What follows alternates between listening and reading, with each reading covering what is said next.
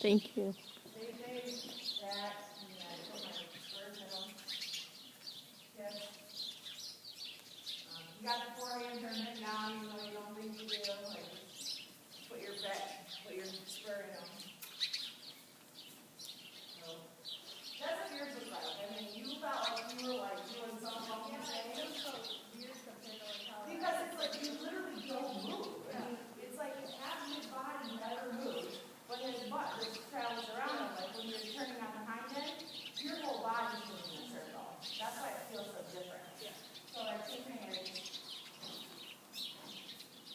Like I literally, because I'm almost sitting on top of his front legs, it feels like you're not moving because they're not moving. Yeah. And when he turns on his haunches, like literally his whole body has to move around his haunches, so you feel it. Yeah.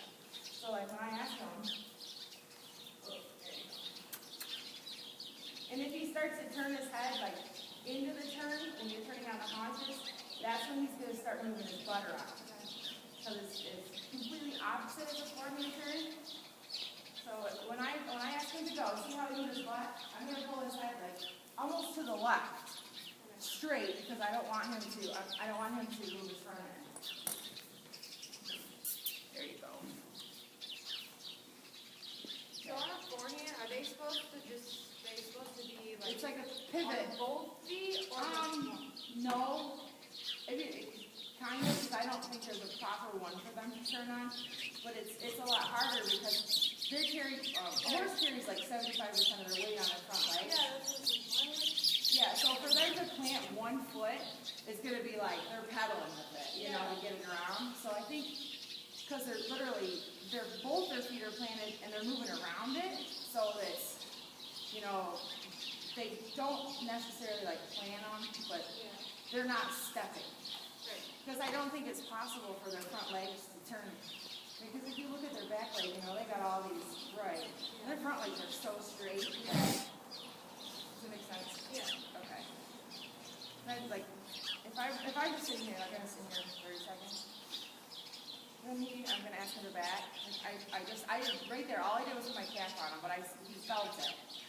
But I just want him to know, hey, I think he's going to ask me to do something, so.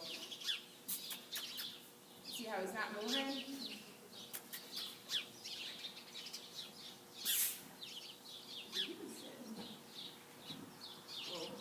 And then I might like sit here again. Yep, and then do it again. It's always good to say, good job. And then I know yesterday is, do I spur them to walk them off? I mean, if I'm looking at, like you're looking at, you can see my legs. If I want him to walk, I'm going to go, but he didn't move. So I'm going to, he didn't move? Well, he did. But if he didn't, then I'd probably like do the tap thing. And when you ask him to walk or trot, you can use both legs. Because when you're asked, like, flutter your leg, yeah. Like, I'm just going like this. Okay. Oops. I mean, it's like it's kind of like telling him, I'm moving my legs, and if you don't move, I'm going to use the rest of my legs. It's the same like when I ask him to trot, because if you do the clucking, and, you know, and if he doesn't go, it's a little more pressure, and then if he starts trotting, then it's like you hold that pressure, and then he will drop his head and suck his back up.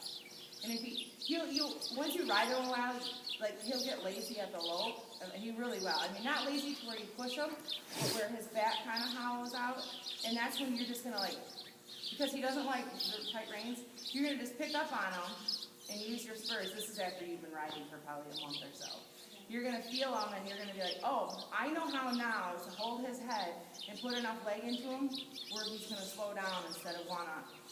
Because you're not asking him to go forward, you're like asking him to bring his body up. Like, he's like, oh, okay, she wants me to bring my back up, but I can't go faster because she's holding me. Yeah.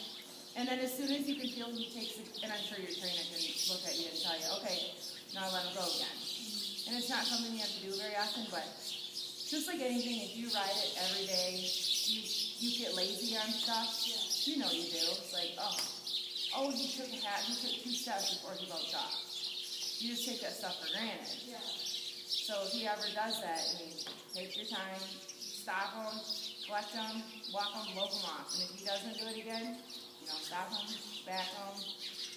And you don't ever expect him to have a good takeoff if you're trying to get him to do something and he's looking over there, he's looking over here, because he's not paying attention to you.